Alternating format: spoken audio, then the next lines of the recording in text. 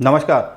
स्वागत है आप सभी लोगों का हमारी एक और नई वीडियो में। बात करेंगे शुक्र के राशि परिवर्तन करने से मिथुन राशि के लिए किस प्रकार लाभ की स्थिति बन सकती है, क्या क्या चीज़ों का लाभ प्राप्त हो सकता है और साथ में हमारे लिए ये जो राशिफल शुक्र का हुआ है ये मिथुन राशि के कौन से भाव में हुआ है और विशेष करके क्या लाभ की स्थिति इससे बन सकती है।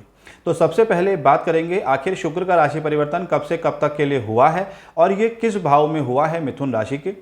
शुक्र से क्या क्या चीज़ें हमें प्राप्त हो सकती हैं और जिस भाव में शुक्र का राशि परिवर्तन हुआ है उस भाव से किस प्रकार स्थिति बनती है शुक्र की। अब इन सभी बातों को इस वीडियो में देखते हैं। सबसे पहले बात करते हैं मित्रों कि आखिर शुक्र का राशि परिवर्तन मिथुन राशि के कौन से भाव में हुआ है। मित्रों, जैसा आप ये चार्ट देख रहे होंगे ये मिथुन राशि के लिए है, यानी आप ही की राशि के लिए है। अब यहाँ पर शुक्र जो है ये पंचम भाव में दर्शाए गए हैं, जहाँ पर 7 नंबर लिखा हुआ है। शुक्र का राशि परिवर्तन यहीं पर हुआ है, यानी शुक्र जो है ये आपके पंचम भाव में आए हैं और शुक्र जो है अभी तक चतुर्थ भाव में चल रहे थे, जहाँ पर 6 नंबर लिखा हुआ है। यहाँ पर शुक्र का प्रभाव नीच का था। अब ये राशि परिवर्तन करके 18 सितंबर को ये पंचम भाव में आएंगे। पंचम भाव जो होता है ये शिक्षा के लिए, विद्या बुद्धि के लिए, साथ में संतान पक्ष के लिए भी देखा जाता है।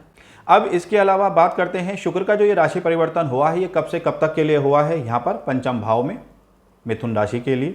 मित्रों, शुक्र का जो राशि परिवर्तन हुआ है ये तुला राशि पर हुआ है 18 सितंबर से लेकर और 13 अक्टूबर तक के लिए। इसके बाद शुक्र जो है 13 अक्टूबर को राशि परिवर्तन करके ये वृश्चिक राशि में आगे यानी कि गोचर करेंगे, यानी आपके लिए छठे भाव में फिर गोचर करेंगे। अभी तक जो है ये पंचम भाव में जो ये गोचर कर रहे हैं इसके बारे में इस वीडियो में चर्चा करेंगे।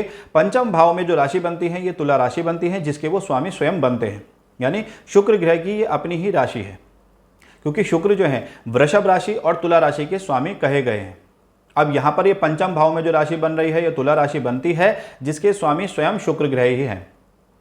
अब शुक्र ग्रह जब अपनी ही राशि में आए हैं तो कहीं ना कहीं इस भाव की वृद्धि के अच्छे संकेत तो माने जाएंगे ही, क्योंकि पंचम भाव में इनकी राशि अपनी ही राशि है, तो इस भाव के लिए वृद्धि के बहुत अच्छे संकेत यहाँ पर देखे जा रहे हैं। शुक्र जो है ये लग्जरी चीज़ों के लिए देखे जाते हैं, जैसे मैंने अभी आपको बताया। साथ में सांसारिक चीज़ों के लिए, भौतिक सुखों के लिए, ऐश्वर्य के लिए, यश के लिए और साथ में धन संपदा के लिए भी शुक्र का एक अहम रोल माना जाता है। गृहस्थ जीवन में शुक्र का महत्वपूर्ण रोल देखा गया है। अब शुक्र इन चीज़ों की वृद्धि के लिए अच्छे संकेत बनेंगे, यानी आपके लिए सबसे पहले अगर हम बात करते हैं पंचम भाव से तो शुक्र जो है ये आपकी शिक्षा के लिए बहुत अच्छा यहाँ पर देखा जा सकता है।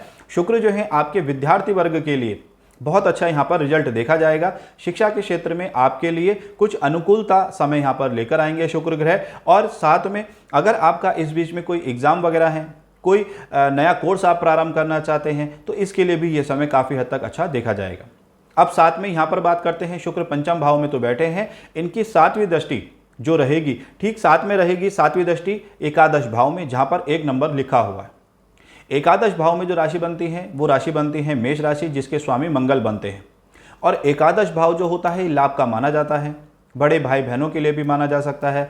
अब यहाँ पर शुक्र की 7वीं दृष्टि का पड़ना कहीं ना कहीं आपके लिए लाभ क्षेत्र के लिए बहुत अच्छे संकेत देखे जाएंगे। कार्य क्षेत्रों में आपको लाभ की स्थिति बन सकती है, धन संपदा के लिए स्थिति अच्छी बन सकती है, ऐशो आराम की चीज़ों में वृद्धि के अच्छे संकेत देखे जा सकते हैं। अपने बड़े भाई बहनों से यहाँ पर संबंध मधुर बनते हुए देखे जा सकते हैं। इस करके आप अपने बड़े भाई बहनों के साथ अपने भविष्य के लिए कोई कार्य योजना भी नई बना सकते हैं। ये समय आपके लिए काफ़ी हद तक लाभ की स्थिति के लिए अच्छा देखा जा रहा है। कुटुंब परिवार के लिए स्थिति अच्छी बनती हुई दिखाई दे रही है। और साथ में शुक्र का जैसे प्रभाव है, शुक्र ऐशो आराम के लिए, यश कीर्ति के लिए, प्रतिष्ठा के लिए, साथ में लग्जरी चीज़ों के लिए, तो इसका मतलब यह है कि कहीं ना कहीं शुक्र जो है इस समय आपके मनोरंजन की चीज़ों को ज़्यादा वृद्धि कर सकते हैं। साथ में घर परिवार में आनंद की स्थिति बना सकते हैं। संतान पक्ष से आपके लिए सुखद समाचारों की स्थिति बन सकती है, जिसके वजह से आपका मन जो है प्रफुल्लित रहे इस समय, यानी कि जो आपको समय ये बताया गया था, जितना समय यानी कि शुक्र जो है जितने समय तक ये पंचम भाव में रहेंगे तो आपके लिए संतान पक्ष से भी सुखद समाचारों की प्राप्ति हो सकती है। आप अपने संतान के लिए कोई कार्य योजनाओं पर कार्य कर सकते हैं। नवीन कार्य योजना आपके लिए यहाँ पर बनती हुई दिखाई दे रही है।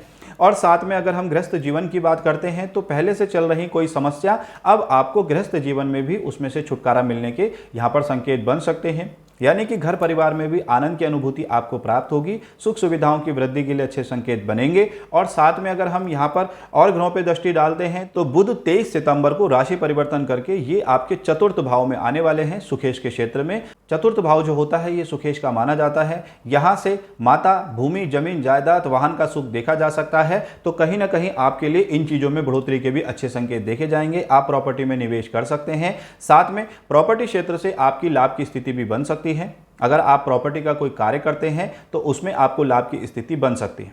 विशेष करके यहाँ पर प्रॉपर्टी से लाभ का अच्छे संकेत बन रहे हैं, वाहन लाभ के संकेत दिखाई दे रहे हैं। माता का सानिध्य भी इस बीच में आपको विशेष करके लाभ प्राप्त हो सकता है और आपके लिए घर परिवार में आनंद, सुखद अनुभूति की प्राप्ति यहाँ पर ग्रहों के हिसाब से देखी जा सकती है। इसके अलावा बात करते हैं मंगल की। तो मित्रों, मंगल जो है ये आपके एकादश भाव यानी जहाँ पर 1 नंबर लिखा है और छठे भाव जहाँ पर 8 नंबर लिखा है, इन दोनों भावों के स्वामी बनते हैं मंगल। और मंगल बैठे हुए हैं आपके लग्नेश पे।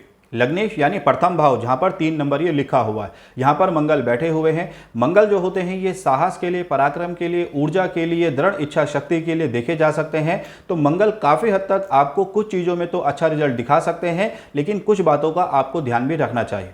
सबसे पहले बात करते हैं मंगल की, जो हमें लाभ प्राप्त हो सकता है। तो मित्रों, मंगल आपको नवीन कार्य योजनाओं में तो सहायक बन सकते हैं, क्योंकि मंगल एक दृढ़ इच्छा शक्ति के कारक भी माने जाते हैं। तो आप अपनी भविष्य के लिए कोई नवीन कार्य योजनाओं पे दृढ़ इच्छा शक्ति के माध्यम से आप उस पर कार्य कर सकते हैं। आप अपने पराक्रम के बल पर आप अपने भविष्य की कार्य योजनाओं को सफल बनाने के लिए प्रयत्न कर सकते हैं, क्योंकि मंगल ऊर्जा का कारक भी माने जाते हैं। तो आपके अंदर इस समय एनर्जी बहुत ज़्यादा रहेगी।